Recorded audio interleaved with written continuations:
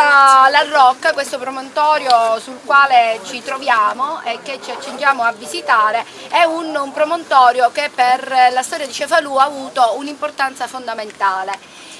Intanto si pensa che già dalla forma di questo promontorio, che è visto da lontano, soprattutto diciamo da Santa Lucia o da altri posti, dall'idea della testa, proprio da questa forma si pensi derivi il nome di Cefalù, perché già tutti i vari popoli che sono stati in questi posti, che hanno conquistato la Sicilia, quindi come anche questi luoghi, hanno dato a questi posti un nome che ricorda la testa, Cefaledium per i latini, Kefaloidion per i greci, Kefka per i punici, Glafudi per gli arabi e così via. Quindi è presumibile che tutti si siano ispirati per nominare il luogo con questo promontorio.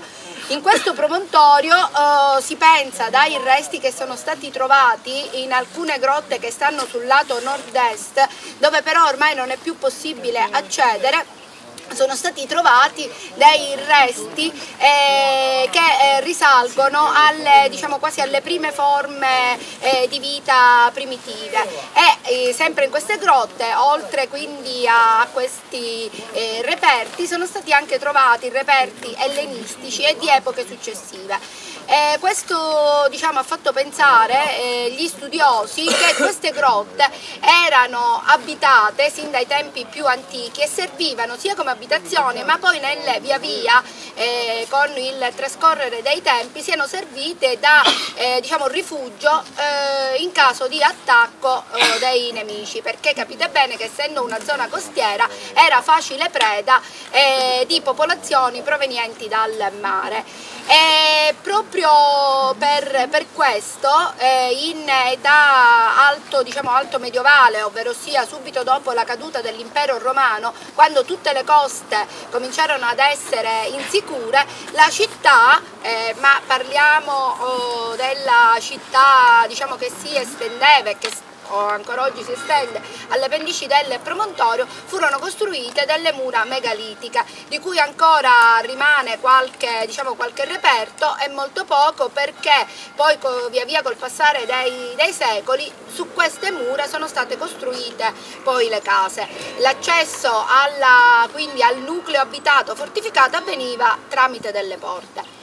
Veniamo invece a quello che è successo in questo promontorio. Secondo qualche testimonianza, qualche corrente, diciamo, di pensiero storico, in un primo momento la popolazione abitava proprio la rocca piuttosto che la parte costiera, però altri studiosi tendono a sposare più l'altra ipotesi, ovvero sia che in effetti la popolazione abitava nella zona costiera e solo in caso di pericolo si rifugiava in questi posti.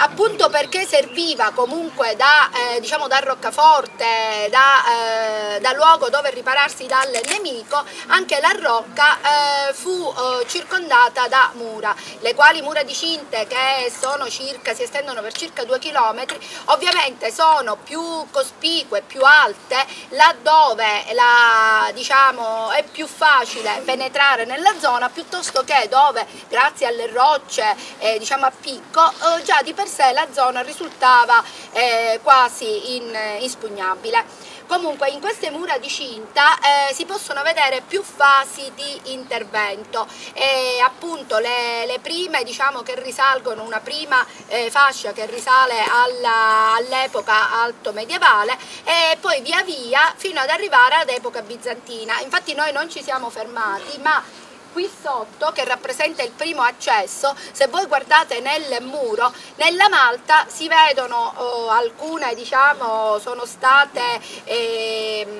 ricavate nella malta stessa delle figure, c'è un pavone, c'è un cuore con la relativa freccia, e ci sono pure 2 date, 1553 e 1554. Questo significa che fino a quell'epoca sono stati fatti degli interventi, perché significa che la zona era comunque diciamo utilizzata, si usufruiva di queste cose. L'anno scorso eravate in centro di cosa? Sì. Dal centro storico in poi... Sì, no, quella... allucinante. Sì, diciamo che anzi, lì ci siamo andati, sì, anche se adesso sono...